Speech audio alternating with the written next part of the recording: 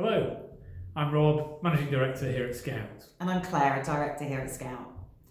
As part of our investigations into the B2B relationship and how it works within the marketing programme, we wanted to look really at the importance of relationships with a view to the customer lifecycle, particularly at the awareness stage.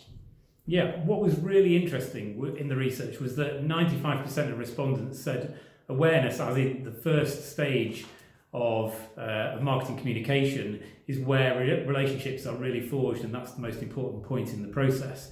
And that's really interesting, I think, if you consider that in many cases you won't actually know as a brand who you're talking to at that point, but you need to bear in mind that you are actually forging a relationship with them.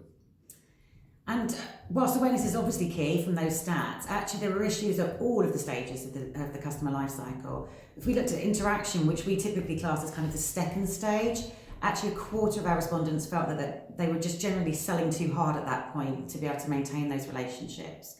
And then at the end of that life cycle as well, at the retention stage, a third are actually failing to get customer feedback or even to act upon any feedback that they do get.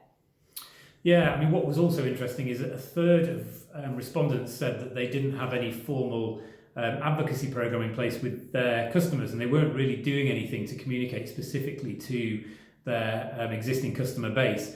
You know, considering the fact that it is always easier, or theory goes, it's easier to sell to existing customers than it is to new. This seems to be a bit of an area that's overlooked, but perhaps we think it might be because obviously you believe those relationships are in place already. So from a B2B marketer's perspective, you're potentially putting less budget behind actually doing so.